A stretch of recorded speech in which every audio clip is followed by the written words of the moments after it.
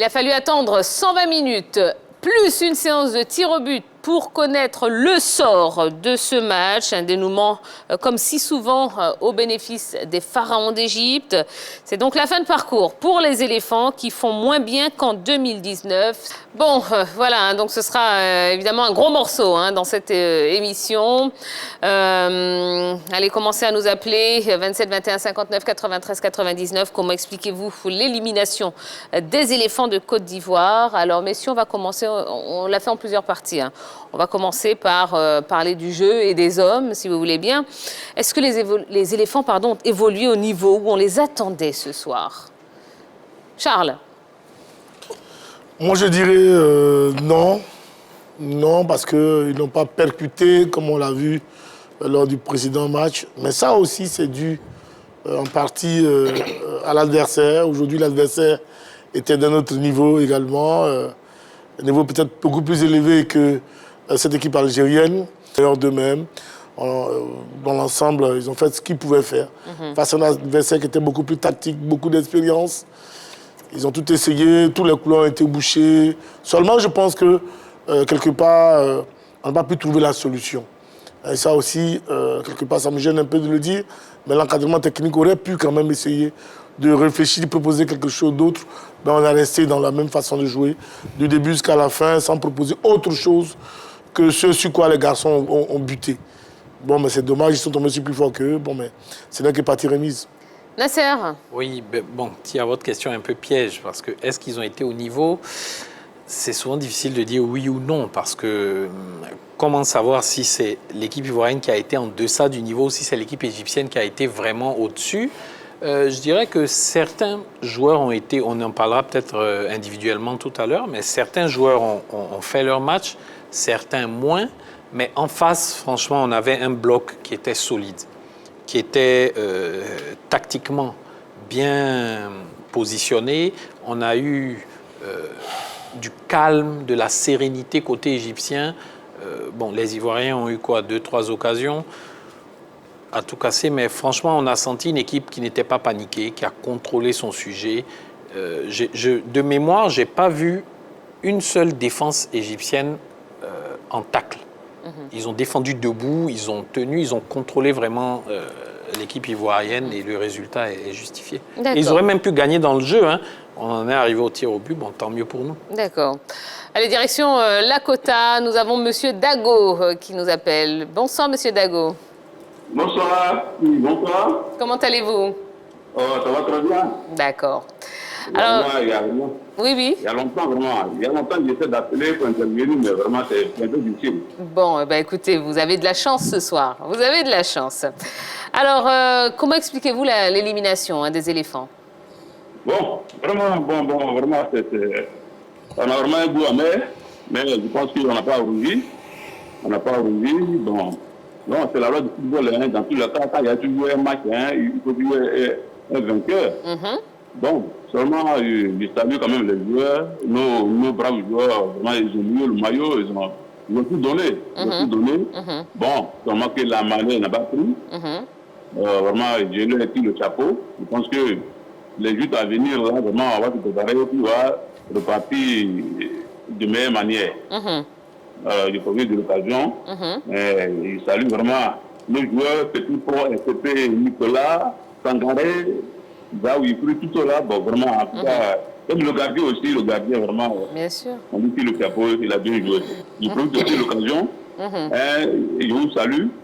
Et les présentateurs qui sont là. Un bonsoir à mon frère Dago Charles. Ben voilà. Voilà, salut tout le monde. Vraiment, c'est la loi du sport, un peu donc on y absolument, voilà. Absolument.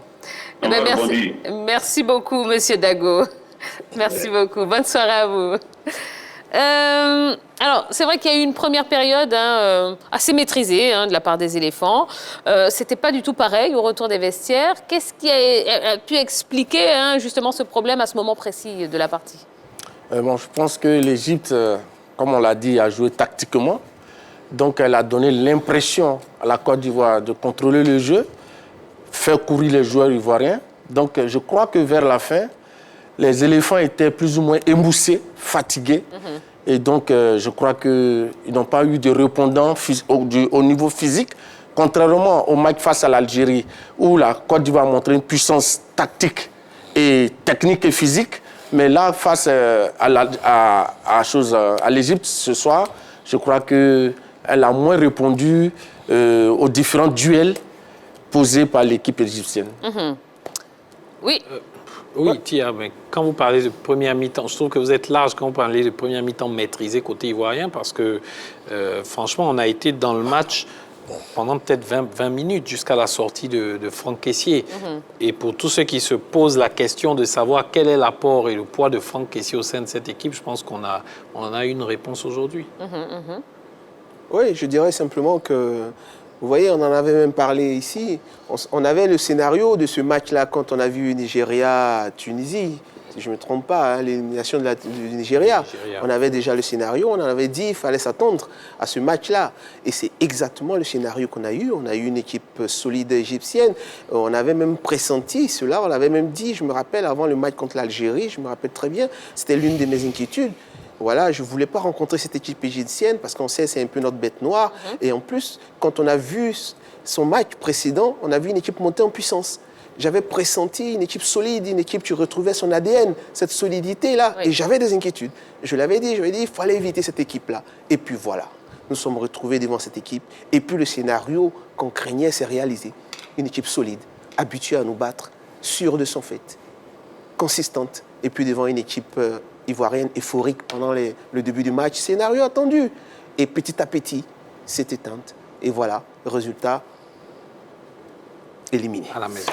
Alors, à la sortie de Franck Kessié, Patrice Baumel fait entrer Sérédier. C'était la meilleure option pour vous ou pas? Personnellement, je ne le pense pas. Je l'ai dit tout de gauche, je ne le pense pas. C'est vrai que je ne vais pas me mettre à la place de l'entraîneur. C'est lui qui connaît tous les paramètres qui l'ont amené à mettre Sérédier. Mais Sérédier, il n'a plus, je dirais, les mêmes performances qu'en 2015. Il y a le poids de l'âge. Voilà, on le sent beaucoup plus lent, beaucoup moins serein dans le contrôle de la balle, dans les choix d'orientation du jeu. Et quand il rentre, il vient prendre la position nominale de Serge Jean-Michel, qui était à la première relance et qui faisait respirer le jeu des éléphants. Et il oblige Serge Jean-Michel à reprendre un positionnement dans lequel il n'était plus habitué à jouer et dans lequel il n'était pas à l'aise, qui était celui de Kessié Franck. Donc ça l'exposait beaucoup plus, puisque dès qu'il avait le contrôle de la balle, les Égyptiens ont compris qu'ils étaient l'un des éléments essentiels sur le milieu de terrain, essayaient rapidement de le verrouiller par un pressing haut de 2 ou 3 joueurs. Donc les balles ne passaient plus par lui, il ne pouvait plus orienter le jeu des éléphants. Djibo Maïga, par exemple, dont c'est le poste nominal, et qu'il a voulu, durant cette compétition, le changer en latéral droit de substitution. Là, c'était une opportunité de permettre à ce garçon-là de jouer à son poste nominal, poste auquel il a évolué déjà avec les couleurs nationales et où il a brillé énormément à la place de Sérédier. Ça, je l'ai dit clairement. Oui, moi, je pense que la blessure de Kessié, personnellement, aurait été l'occasion idéale pour Baumel d'essayer enfin de jouer avec un vrai numéro 10 en la personne de Jérémy Boga. Surtout qu'on était... depuis le début du match, on avait du mal à servir Sébastien Haller qui a été carrément transparent. Mais ce n'est pas de sa faute, hein, c'est un numéro 9, il n'est pas servi, il va être transparent tout le match. Donc ça aurait été pour moi, franchement, l'occasion d'emblée. Oui, eh ben, moi je voulais rebondir. Oui, ce que je voulais dire, le problème qu'a rencontré l'équipe de Côte d'Ivoire ce soir face à l'Égypte est plutôt un problème d'animation, mais pas un problème de valeur intrinsèque des joueurs. L'entraîneur, le technicien égyptien nous a posé une équation tactique. Et ça, Baumel le savait. Que ce match allait être un match hautement tactique. Mais nous n'avons pas eu la solution au problème qui nous a été posé. Et donc, je pense que c'est là que l'équipe de Côte d'Ivoire a flanché. Ça a été beaucoup physique aussi. Oui, je voulais abonder dans le même sens que Martial, hein, pour dire que notre problème aujourd'hui, ce n'est pas individuel, ce n'est pas la performance de Pierre ou Paul. Je pense qu'il faut féliciter les garçons, il ne faut pas lancer la pierre à quelqu'un. Non, il ne faut surtout pas le faire.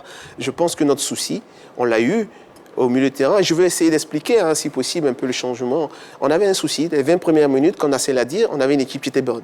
Elle était offensive, il y avait un bon pressing, on jouait bien. Mais juste après les 20 premières minutes, on a vu une équipe égyptienne qui commençait à nous acculer. On a vu une défense qui commençait à être hésitante. Il y avait un espace dans ce milieu de terrain entre la défense et le milieu où, comme on appelle, Mohamed Salah arrivait à se positionner. On commençait à avoir quelques difficultés. L'Égypte a raté 2 ou 3 occasions dans cette période-là. Donc, il a voulu trouver une formule, mais il pouvait faire, comme Nasser a dit, faire entrer Boga et puis faire... Bon, voilà, il y avait beaucoup de choses à faire, mais ce n'est pas individuel, hein, ce souci-là. D'accord. Allez, on a monsieur Adonis qui nous appelle de Yopougon. Bonsoir, monsieur. Allô? Oui, allô? Oui, bonsoir, monsieur Adonis. Oui, bonsoir à toute l'équipe. Bonsoir, monsieur Adonis. Alors, monsieur Adonis, comment est-ce que vous expliquez l'élimination des éléphants? Je pense que c'est une élimination qu'on ne doit pas prendre, je ne sais pas pourquoi du mauvais, parce que selon moi, l'équipe est en progression. C'est vrai qu'on est déçu, mais bon, il y a quand même une nette progression. Sur le jeu. On a toujours des choses à reprocher à l'entraîneur, au staff technique, mais on va essayer de varier et de chercher des solutions par rapport à ce qui est produit face à l'Algérie. Ils sont restés statiques. Et puis bon, il y a toujours cette histoire de remplacement de l'entraîneur qui plombe l'équipe. Bon, c'est une plaie chez l'entraîneur, mais bon, dans l'ensemble, je pense que ça va. Donc ça va, il ne faut pas oublier l'équipe ni l'entraîneur, il faut les maintenir pour l'attendre l'an prochain. Bon, bon voilà. D'accord, d'accord. C'est ce que je voulais dire. Eh bien, merci beaucoup, monsieur Adonis, pour votre appel. Merci, bonne soirée. Merci beaucoup. Autre chose, messieurs, est-ce que vous avez compris le choix de Patrice Baumel de faire débuter Wilfried Zaha sur le banc? Écoutez, les différents attaquants de cette équipe-là ont sensiblement le même profil. Hein. Donc que ce soit Zaha, que ce soit Gradel ou Cornet ou Pépé, ils ont sensiblement le même profil. Ils ont réussi à faire un super match face à l'Algérie. Donc il a pensé que bon, il était intéressant de reconduire les mêmes. Son problème qui me froisse un tout petit peu, c'est son attente. Cette longue attente, quand tout le monde, même souvent ceux qui ne sont pas des amateurs de foot, voient que aujourd'hui, Gradel, après 15-20 minutes, ça ne va pas. Il a encore suffisamment de percutants sur le banc de touche. Il y a encore du monde pour pouvoir remplacer valablement Gradel qui est un peu en dedans. Quand il voit que Pépé, il essaie de faire le maximum, c'est vrai que ça lui réussit un temps soit peu, mais qu'il ne finit pas ses actions, il a du temps pour faire ses changements. Mais il ne le fait pas. Il attend souvent à partir de la 74e, 75e minute pour commencer à faire ses remplacements. Alors qu'on sait qu'un match à haute intensité, il faut au moins 5 minutes et un joueur toucher 2 ou 3 ballons pour pouvoir entrer dans le match. À ce moment, le match est terminé. C'est le cas de Zaha. Un garçon comme Zaha, pour moi, dès qu'on rentre à la mi-temps, si on a un garçon comme Zaha qui rentre tout de suite, les plans, suite, les entraîneurs assez tactiques refont leur système de jeu. Donc pour moi, dès qu'on rentre en deuxième mi-temps, il aurait pu faire jouer Pépé et puis, Zaha immédiatement. Mais il ne l'a pas fait. Il a encore attendu. Il a attendu même jusqu'à la fin pour faire entrer Maxwell Cornet. Ensuite, quand je prends le cas de Boga, franchement, c'est... On arrivera sur... Voilà, ça, c'est un peu... C'est vraiment désolant. Oui, effectivement, ce que Charles dit est vrai, parce que moi, quand j'ai vu le classement, évidemment, et je pense même que l'entraîneur égyptien s'attendait à voir Zaha titulaire. Je pense que tout le monde le pensait. Et je me suis dit immédiatement, il tente un coup pour dire, OK, début de match, j'ai un joueur comme Gradel qui est un peu plus, on va dire, défensif, tu peux contenir un peu, faire fatiguer un peu le latéral, et puis après, je porte le coup mortel, je fais rentrer Zaha. Ça peut être une option. Moi, j'ai pensé comme ça. Et c'est pour ça que je dis, comme Charles, effectivement, à la mi-temps, il pouvait tout de suite lancer Zaha pour pouvoir le mettre dans le banc et puis terminer le travail. Voilà. Donc, effectivement, je pense qu'on peut comprendre au départ pourquoi il ne lance pas Zaha. Ça peut s'expliquer, c'est une option. Mais je pense qu'après, il n'est pas réactif. Et ce n'est pas surprenant pour moi. Parce que quand vous voyez le pédigré de l'entraîneur, vous comprenez qu'il est en train de grandir. On voit, comme tout à l'heure au téléphone, il a dit, et je pense que c'est juste, on voit que cette équipe a pris de la bouteille. On voit des joueurs ineffectifs, ces joueurs ont pris de la confiance. On voit un jeu un peu plus fluide, on voit de la qualité de jeu, ce qu'on n'avait pas depuis longtemps. Mais ce garçon, cet entraîneur, là aussi, il a besoin d'expérience, il a besoin de grandir, il fait des erreurs, ça arrive, mais il va aussi grandir. Je pense que c'est une expérience pour lui. Voilà. En fait, ce que je voulais dire, on se souvient que Zaha avait eu un problème d'épaule et qu'il était sorti. Lui et Iri Bailly, ils étaient blessés. Ils ont eu même 2 jours de repos. Ils ne se sont pas entraînés avec le groupe. Et donc, avant chaque match, le médecin fait un checking. C'est-à-dire qu'il y a un contrôle. Et c'est à l'issue de ce contrôle, il dit à l'entraîneur, bon, lui, il est à 100%. Physiquement, donc il peut commencer la partie. Bon, lui, je pense qu'il y a une petite douleur, il peut attendre. Donc, je pense que si l'entraîneur n'a pas fait débuter Zaha, on peut voir l'aspect médical. Ça, c'est un autre aspect. Maintenant, le deuxième aspect, je pense que c'est un choix. Zaha, c'est quelqu'un qui percute. Il peut dire, bon, je mets Pépé ou je mets Max Gradel, ils vont d'abord fatiguer la défense adverse. Et puis, après, quand je fais rentrer Zaha, avec ses percussions, sa puissance, il va plus bousculer l'adversaire. Donc, c'est un choix. Ça peut être un choix tactique aussi.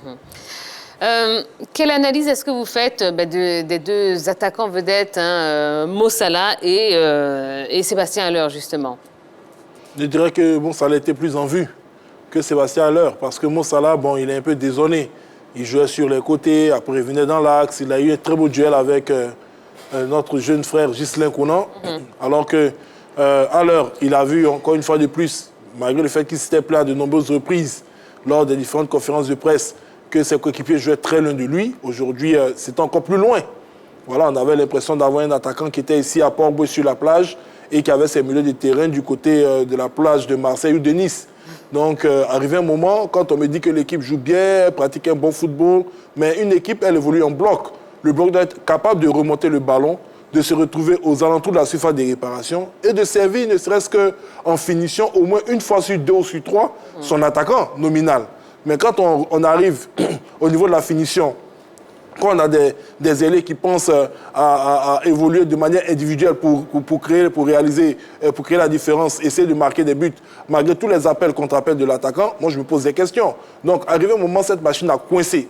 Ça, il faut le dire. Et je pense que tous ceux qui ont suivi cette rencontre ne peuvent pas trop en vouloir à l'heure, même s'il y a eu des signes d'agacement. Mais je pense que ce ne sont pas des signes d'agacement qui sont liés uniquement à cette opposition. Ce sont des signes d'agacement qui sont liés surtout à une récurrence de cette manière de jouer sans tenir compte du 9 nominal qui doit être servi dans de bonnes conditions pour réaliser la différence. Et ça, c'est un élément à corriger, un très gros élément à corriger chez les éléphants. D'accord. On va lire un message sur la page Facebook. Guirlaine Legala nous dit « À mon humble avis, j'ai vu une équipe qui s'est surtout surestimée et pensait que tout irait comme sur des roulettes face à l'Égypte. Stupéfaite, elle s'est sentie désarmée et a donc manqué de tact, de précision pour prendre le dessus. Résultat, une Égypte sereine et dynamique a remporté la partie. » Vous êtes d'accord ou pas ? Oui, Non. je veux rebondir sur ce qu'elle vient de dire. Allez-y. Et c'est pas surprenant, on l'avait même dit. Vous voyez, cette euphorie qui a gagné, comme d'habitude, voilà, gagné l'équipe, qui a gagné un peu tout le monde. Quand on a pris l'Algérie, 3 buts, tout de suite, évidemment, on s'est senti fort. Et j'avais déjà cette inquiétude. Et je pense que c'est un peu ce qu'elle exprime, pour dire qu'on était trop sûr de notre fête, mais en face, il y avait une équipe solide de l'Égypte. Il fallait être prudent, il fallait faire attention. Mais véritablement, je ne pense pas que sur ce match-là, les garçons ont pris ce match à la légère. Non, je ne pense pas. En face, il y avait une grosse équipe égyptienne. Non, moi, je veux dire simplement, excuse-moi, Eddy, je veux dire simplement que j'ai trouvé même que l'équipe ivoirienne était trop respectueuse de l'adversaire, à la limite de la crainte. Alors que c'était à l'équipe ivoirienne quand même, cette fois-ci, de montrer les défenses. Puisqu'on est en avant en face une équipe égyptienne qui était sortie au 8e de finale de la dernière Coupe d'Afrique des Nations et qui, aujourd'hui, venait face à la Côte d'Ivoire, qui pour une fois était favorite face à elle dans une phase finale de Coupe d'Afrique des Nations. Mais arrivé un moment, il y a eu beaucoup d'éléments qui ont été mis dans la tête des joueurs. Faites attention, cette équipe bat à chaque fois la Côte d'Ivoire. C'est la bête noire de la Côte d'Ivoire. Bon, on ne va plus parler de bête noire, on va parler de véritable totem pour la Côte d'Ivoire. Cette équipe est comme ceci, cette équipe est comme cela. Mais une équipe d'Égypte qui vient chaque fois face à la Côte d'Ivoire, avec 17, 18 joueurs qui évoluent dans son championnat, sur le continent africain, face à des joueurs qui évoluent dans les plus grands clubs au monde, et on trouve le moyen de donner une surcharge psychologique à nos joueurs, de telle sorte que quand ils rentrent sur ce terrain-là, ils ont l'impression d'être en face de pyramide. À un moment, il faut arrêter. Il faut arrêter. Donc pour moi, on a regardé ce match. Si cette équipe égyptienne était largement supérieure à la Côte d'Ivoire, cette rencontre ne serait même pas allée à la séance des tirs au but. Arrivé un moment, il faut que nos joueurs jouent véritablement sur leur qualité, qu'ils se relâchent véritablement et qu'ils arrivent à passer cette étape qui est l'Égypte. D'accord. Monsieur Ouattara nous appelle du Remblai. Bonsoir, Monsieur Ouattara. Bonsoir, Tia. Comment allez-vous? Je vais bien. Et chez vous? Ça va, très bien, merci. Alors, même question pour vous. Hein. Comment est-ce que vous expliquez l'élimination des éléphants? Bon, il faut dire que moi, quand je regarde le classement... allô, vous oui, oui, on vous entend très bien, allez-y. Voilà. Je pense que l'entraîneur, il a fait quand même son classement. Parce que s'il n'avait pas mis ces joueurs-là, on serait en train de les critiquer. Et je vous assure, j'ai écouté vos intervenants, il y a d'autres qui ont demandé que Zaha, peut-être c'était mieux qu'on le classait plus tôt. Oui. Mais si on avait mis Zaha plus tôt, je vous assure qu'à la fin, Zaha aurait eu un carton rouge. Parce qu'il est venu même déjà, il se plaignait. Regardez tous les gestes. Oui, et donc moi quand je regarde l'équipe, j'ai l'impression que vraiment chacun fait son petit solo. Oui, chacun fait son petit solo. Et Alain, il est excellé. Voilà. Et maintenant, quand tu regardes, je vous assure que les Égyptiens, au début, ils étaient un peu... Eux-mêmes, quand ils venaient jouer contre la Côte d'Ivoire, quand ils venaient jouer contre nous, ils avaient peur. J'ai suivi Salah sur une chaîne hier. Salah qui disait qu'il s'en prenait même à ses coéquipiers. Donc, c'est pour dire qu'eux-mêmes, ils venaient pour limiter les dégâts. Alors, maintenant, si on va au tir au but, c'est déjà un pain béni pour eux. Voilà. Donc, c'était notre force. Et maintenant, je voudrais revenir sur les petits au but, ou du moins, je ne sais pas s'il y a quelqu'un pour conseiller souvent notre Eric Bailly. Eric Bailly, il a fait un bon jeu. Mais à chaque fois, vous avez vu aux Jeux Olympiques, lorsqu'il veut un tir au but, quand même, prends une position normale. Tu ne peux pas venir comme ça en tant qu'un professionnel, tu te mets à un pas. Non, attendez, je vous assure que dans d'autres pays, peut-être ils diront de même parenté. Oui, non, c'est pas trop méchant, mais je vous dis que quand même, quand tu veux tirer, prends quand même c'est-à-dire le temps, et puis tu viens, tu as raté, tu as raté. Mais quand tu viens tirer avec désinvolture, mais vraiment, Eric Bailly, franchement, à un moment donné, il se relâche. Et c'est ce qui a fait qu'on avait perdu un peu aux Jeux Olympiques. Et quand il fait des fautes, il rit. Il rit. Vraiment, ce sont ces lacunes-là que je voulais dire. Et encore, je voulais dire que je vais féliciter notre ancien coach, M. Camara. Lui, au moins, il nous a avancé jusqu'en quart de finale. Bon, on vient prendre maintenant un Baumel qui vient là et qui n'arrive même pas à passer. Je veux dire que bravo à Camara. Donc, faisons confiance à nos coachs qui sont ici. Il y a Dago Charles qui est là, il y a Eric Babou qui est là, il y a tout. On peut les mettre. Voilà. Voilà. OK. D'accord. Merci beaucoup, monsieur Ouattara. Ah, mais pourquoi pas, hein, pourquoi pas. Déposez vos candidatures, messieurs, on sait jamais. Dago Charles veut entraîner l'Africa d'abord. Non, pas la formation pour ça. Ne dévions pas du sujet, s'il vous plaît. Pas du tout. Alors, je voudrais qu'on parle du gardien, oui, Badra Ali Sangaré. Est-ce qu'il ne vous a pas laissé un petit goût d'inachevé quand même dans ce match? Inachevé, qu'est-ce que vous parce qu'au tir au but, il n'en a pas sorti. De lui qui soit des ballons tir au but. Pourquoi pas, non, par exemple? il a fait son match. Moi, je dis normalement, on ne va pas au tir au but. Il a fait des sauvetages, il a fait des parades, il a fait un match correct. Si tout s'est bien passé, si on avait joué avec le niveau de confiance qu'on devait avoir pour affronter tel adversaire, parce que ça compte énormément. On peut rester figé sur l'aspect de ce qu'on a pu voir du jeu, mais il y a un niveau de confiance supplémentaire qui permet de se transcender pour inscrire des buts. Si on l'avait fait, je pense qu'aujourd'hui, on ne parlerait pas du sens de tir au but. Non, mais franchement, moi, Sangaré Badra Ali, il m'a épaté. Il m'a épaté au-delà de ce match, au cours de cette Coupe d'Afrique même en général. Et pour moi, avec Ghislain Conan, ce sont pour moi les meilleurs joueurs de la Côte d'Ivoire du tournoi, tout simplement. Donc, voilà. Depuis 2015, Bowo était titulaire. On avait cru à un certain moment, parce que l'entraîneur n'a jamais donné l'occasion aux autres gardiens de but de s'exprimer, on avait cru à un moment que les autres étaient moins bons. Ils n'avaient pas de la qualité. Malheureusement. Pour un mal, pour un bien, aujourd'hui, on s'est rendu compte, avec le problème qu'a rencontré Bowo, que Badra a pris la relève. Mais j'avoue que ce monsieur a saisi sa chance, il a démontré qu'il avait de la qualité et que la Côte d'Ivoire possédait de très grands gardiens de but. Donc je crois que dans l'ensemble de la compétition, ce gardien, à l'exception de la petite erreur qui a été faite, où la Sierra Leone a égalisé, je crois qu'il a fait vraiment une campagne extraordinaire. Et donc aujourd'hui, la Côte d'Ivoire tient un grand gardien de but. D'accord. Alors on va passer maintenant au choix du sélectionneur Patrice Baumel. On commence avec Boga, qui est entré en lieu et place de Seri Jean-Michael. Est-ce qu'il a apporté ce soupçon de punch qu'on attendait de lui? Charles? Non, je dis non. Parce que simplement, il rentre dans un match déjà cadenassé, déjà difficile, parce que ses amis sont déjà tous pratiquement bouclés. Et donc, il ne peut pas apporter à lui seul cette folie-là. Alors qu'on sait qu'il est friand des duels de 1 contre 1 pour pouvoir éliminer ses différents adversaires dans les 18 mètres. Mais il n'a pas pu parce que déjà, la confiance était déjà installée du côté égyptien. Et donc, quand on a des adversaires qui sont déjà en confiance, c'est vraiment pas évident de pouvoir les prendre de coups. Et donc, pour moi, c'est ce qui a manqué. Et donc, c'est pour ça que je pense que Baumel ne devait pas pouvoir le mettre dans cette partie parce qu'il n'a pas commencé le tournoi. C'est ceux qui ont commencé le tournoi en général. Il serait intéressant d'aller avec eux aussitôt, mais que de prendre un garçon comme lui dans un match aussi bouclé. Vraiment, c'était compliqué pour lui. Oui, j'ai vu son entrée. J'ai vu son positionnement au départ, qui n'était pas bon. Dès qu'il est rentré, il allait se positionner à côté de Haller.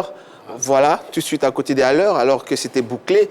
Et par moment, il a eu l'intelligence de décrocher, de venir se positionner entre les lignes. Il a permis d'avoir par moment un bon duo avec Zaha. On a vu, ils ont composé par moment, voilà. Mais je pense que, comme Charles l'a dit, tout était fait, voilà. Et c'était difficile pour lui de pouvoir s'exprimer. Alors, on a commencé avec un 4-3-3. Est-ce que vous croyez que Baumel aurait pu revoir sa disposition tactique au vu de la physionomie du match?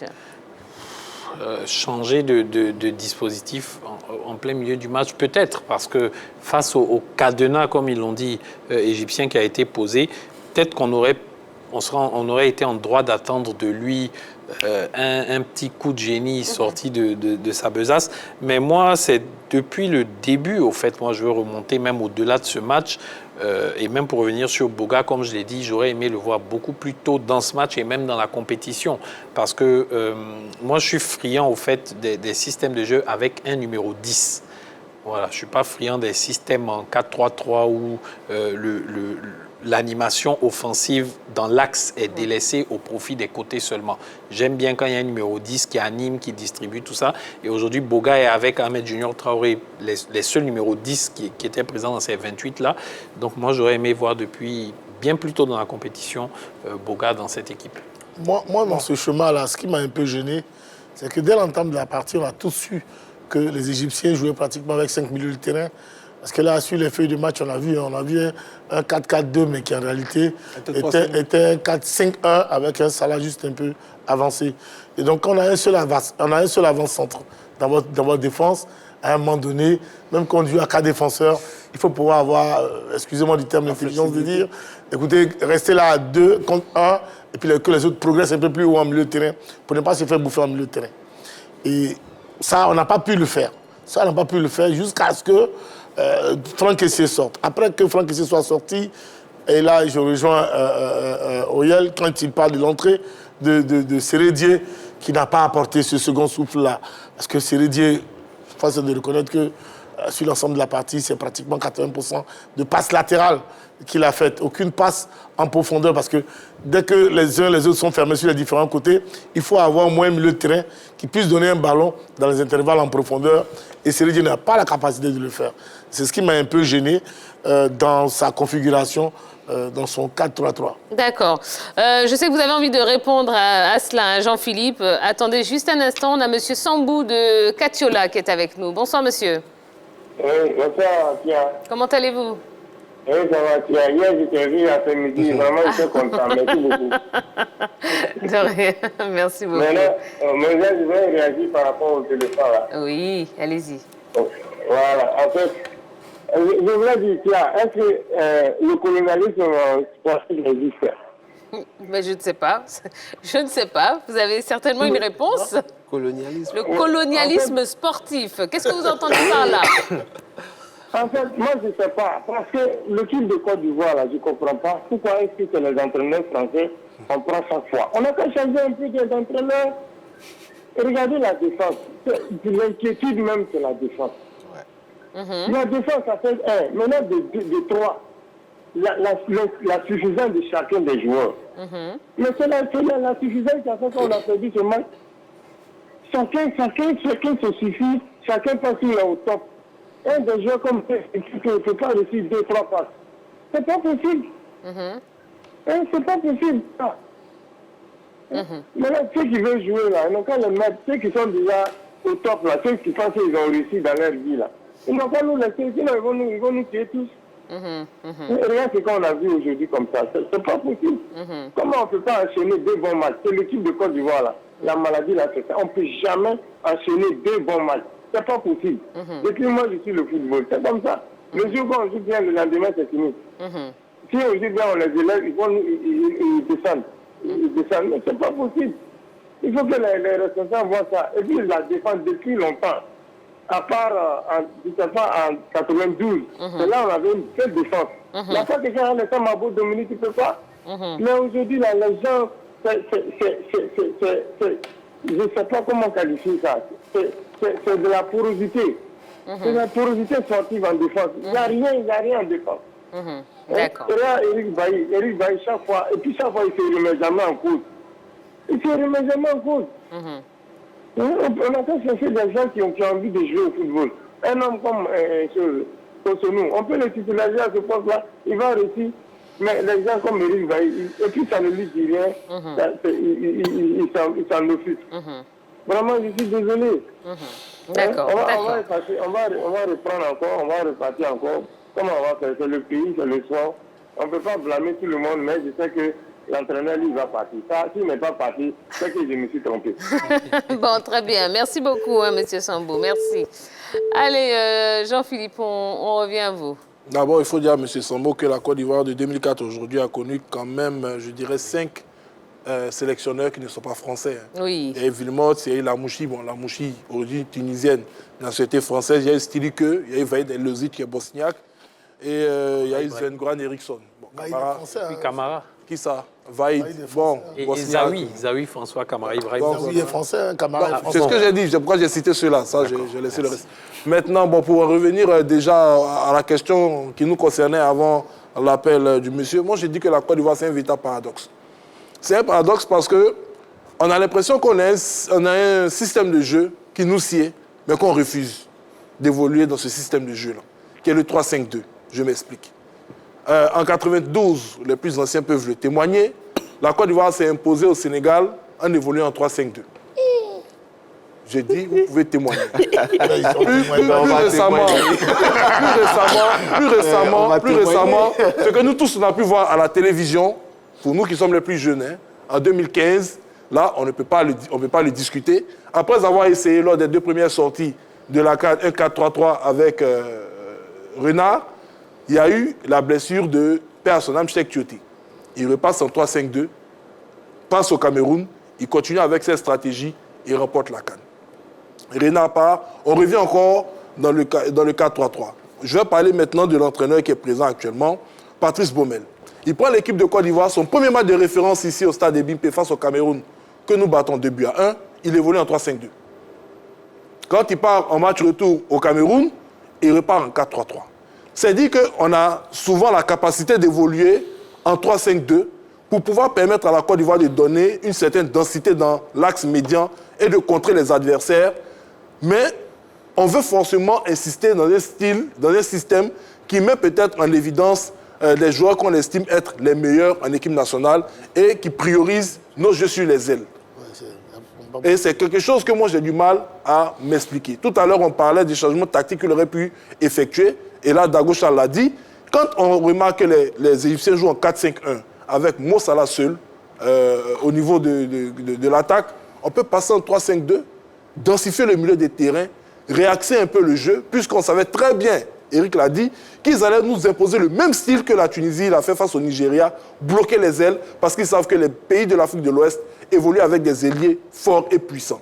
Donc souvent, il faut avoir le courage également de faire déjouer l'adversaire en réadaptant son style de jeu. Voilà ce que je pouvais dire concernant ces... Alors, est-ce que vous pensez que dans la bataille tactique, Queiroz a bouffé Baumel aujourd'hui? Et ça, oui, je peux le dire. On n'a pas pu trouver de solution à l'équation posée par l'entraîneur égyptien. Ça, c'est vrai. Mais ce que je voulais dire, le 4-3-3 qu'utilise Baumel, c'est la tactique qu'il utilise la plupart du temps depuis qu'il est là. Et je pense que face à l'Algérie, il a utilisé encore le 4-3-3, mais la Côte d'Ivoire a eu quand même, depuis l'arrivée de Baumel, je pense que face à l'Algérie, c'est l'une des rencontres les plus abouties de la Côte d'Ivoire. Aujourd'hui, face à l'Égypte, le vrai problème, c'est que nos milieux de terrain, parce que Baumel, son jeu est basé sur les milieux de terrain. Et c'est pourquoi il est reconduit chaque fois sur le même trio. Et aujourd'hui, ce milieu-là, ils n'ont pas joué les uns près des autres. Ils étaient un peu éloignés les uns des autres. Et face à l'Algérie, ce trio-là, serré, jouait en bloc, et ils se rapprochaient de, comment il s'appelle, de Haller, à qui ils envoyaient des ballons qui les amortissaient au niveau de la poitrine et qui attendaient. Et lorsqu'ils se rapprochaient, ils arrivaient à alimenter sur les côtés. Aujourd'hui, c'est ce qui a manqué à cette équipe de la Côte d'Ivoire. Et c'est pourquoi elle n'a pas pu prendre le dessus sur l'Égypte. Voilà. Alors, avant de continuer, une information importante. Demain, émission spéciale des Tchatcheurs. Demain, jeudi, donc jeudi 27 janvier, à partir de 10h. Voilà, ne ratez pas ce numéro exceptionnel des Tchatcheurs, spécial éléphant direct sur la 3. Donc, demain, jeudi, à partir de 10h, pour débriefer un petit peu toute cette rencontre. Et a priori, ça devrait être assez musclé, ma foi. Alors, on va avancer. À la fin du match, nos envoyés spéciaux, Henri Jo et Béatrice Nicole, sont allés à la pêche aux réactions. Eh bien, on va écouter. Ouais, aujourd'hui, nous sommes déçus après avoir sorti un gros match. Ouais, nous perdons au tir au but, mais on a beaucoup appris durant ce match. On va s'en servir pour se préparer pour la CAN à la maison. Déception, grosse déception. Voilà, on ne s'attendait pas. On avait prévu aller un peu loin, mais bon, ça n'a pas été le cas. Et voilà. Mais nous sommes des footballeurs professionnels. On va essayer de se relancer avec d'autres matchs. Mais sinon, voilà, grosse déception. C'est dans les moments difficiles qu'on a vraiment besoin de notre peuple avec nous. Donc vraiment nous soutenir encore. Parce que c'est pas facile, on a essayé de tout donner et bon, malheureusement ça n'a pas marché. Si vraiment on peut avoir encore le soutien, vraiment ça va être quelque chose de bien. On a vraiment senti tout le soutien du pays. Après c'est vrai que c'est le football, on perd au pénalty, c'est de la loterie et félicitations à l'Égypte tout simplement. Et on est déçus, on va rentrer, se reposer et maintenant se concentrer sur les clubs. Et ensuite on va encore préparer cette CAN qui arrive chez nous et on va tenter de faire mieux. Forcément, la sortie prématurée de Franck Kessié nous a fait du mal dans l'entrejeu, dans le milieu de terrain.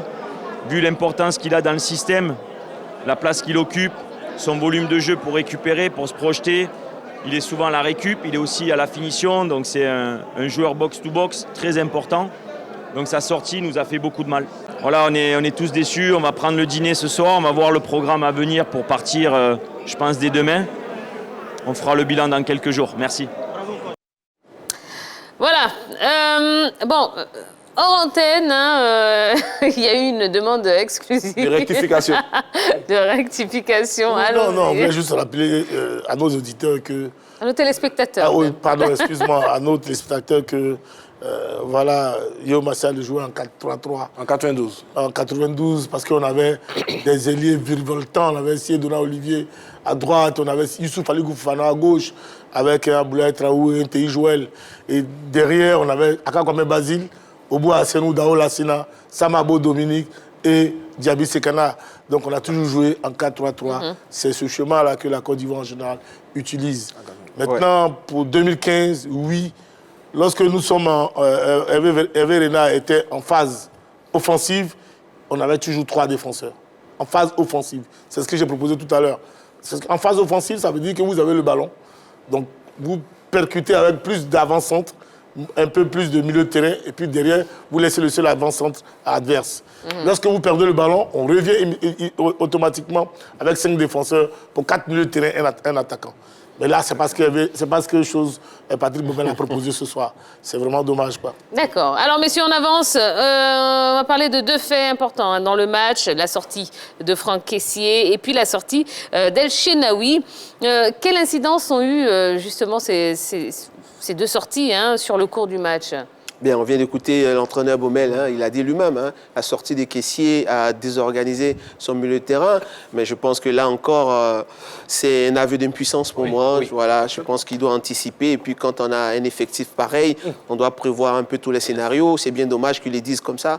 Je pense que pour les remplaçants, pour les autres, c'est pas, on va dire, pas gratifiant. Ouais, c'est pas gratifiant, franchement.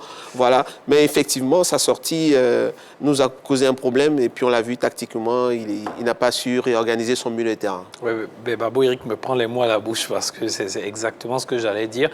Pour moi, c'est une fuite en avant là, de Patrice Baumel de tourner tout son argumentaire autour de la sortie de Franck Kessié. Vous êtes un coach, c'est à vous de prévoir des plans B, voire des plans C. Voilà, dans tous les cas de figure. Même en cas de blessure de Badra, même en cas de blessure de Haller, même en cas de blessure ou d'absence d'Aurier, qui n'a pas de doublure a priori dans les 28, c'est à vous, en tant que coach, de prévoir cela. Donc vous ne pouvez pas vous baser là-dessus, même si on le reconnaît tous, que la sortie de Franck Kessié a effectivement été un gros coup dur. Il est jeune, Qui est jeune? Il apprend. Il est jeune, qu'il apprend. Il apprend. Avec l'équipe de Côte d'Ivoire. On doit lui concéder. Je ne pense pas qu'il aura le temps d'apprendre. On peut continuer. Ou bien Eric. Je ne pense pas qu'il aura le temps d'apprendre. Je sens l'ironie là, je sens trop d'ironie. Mais non, là je suis d'accord avec lui. Non, on peut pas être d'accord. À propos de Baumel, on finit par lui donner raison. On peut pas être d'accord avec lui. Voilà, on a eu quelqu'un qu'on a traité d'entraîneur stagiaire ici, qui nous envoie en Coupe du Monde. Malgré tout ça, il a été traité de tous les noms ici, la Mouchi. Donc ce n'est pas quelqu'un qui était champion en 2015. Un débat ce n'est pas quelqu'un. Non, mais je parle de lui. Ce n'est pas quelqu'un qui était champion en 2015, qui était champion avec, comment on appelle, la Zambie, qui était donné comme le cerveau d'Hervé Renard, qui va venir encore apprendre à la tête dans ce côté. D'accord. Avançons, s'il vous plaît. On va parler de l'arbitrage. Oui, on va parler de l'arbitrage. Comment est-ce que vous avez jugé les décisions du directeur de jeu dans cette rencontre? Mais moi, je pense que quand on regarde l'ensemble des rencontres, mais l'ensemble des prestations des arbitres, l'arbitre qui a officié le match de ce soir, je pense qu'il fait partie des meilleurs depuis le début de cette compétition. Il avait vraiment des décisions assez justes. Et même s'il n'y a pas de perfection, je pense qu'il a fait un bon arbitrage. Vous êtes d'accord? Oui, avis partagé. Oui, il a tenu son match, pas de polémique particulière. En dehors de l'émotion, sur la distribution de certains cartons jaunes, je pense qu'il était droit. Et vous pensez que ces décisions ont interféré dans l'issue de cette rencontre ou pas? Non, pas du tout. Non, pas forcément. Pas du tout. J'avais même peur pour nous sur les coups de pied arrêtés qu'on considère. C'est-à-dire que Badra sortait un peu plus sur la ligne. Ouais. C'est-à-dire que je voyais si Badra prenait un pénalty, il était fort possible qu'il refasse jouer le pénalty parce qu'il sortait des 2 pieds sur la ligne. Mais là, comme on encaissait chaque fois. C'est ça, il n'y a pas eu il n'a pas été très regardant là-dessus. Magnifique. Non, parce qu'il était vraiment dans son match. Oui. Ça, il faut le dire, il était dans son match. Oui, il a fait un excellent match. D'accord, très bien. Allez, on va continuer avec Extra Cannes. Tous mobilisés derrière leur équipe, les éléphants ont suivi de bout en bout cette rencontre. Soldée, on le rappelle, par l'élimination de la Côte d'Ivoire. Notre reporter nous fait revivre ces moments de forte émotion. C'est dans Extra Cannes.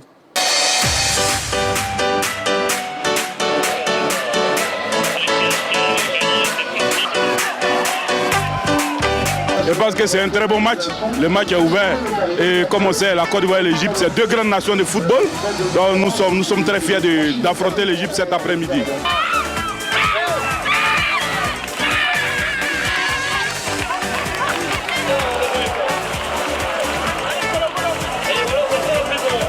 La Côte d'Ivoire, comme je le disais tantôt, c'est une équipe qui monte en puissance et c'est une équipe qui retrouve ses repères. C'est une équipe homogène. Donc je pense que la Côte d'Ivoire sera qualifiée sans problème.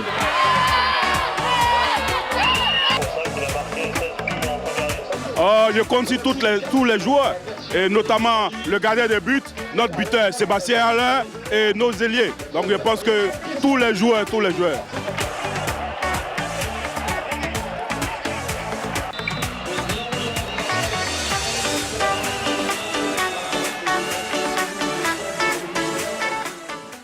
C'était un beau moment quand même, malgré l'issue de la rencontre. Mais bon, c'est comme ça. C'est le sport.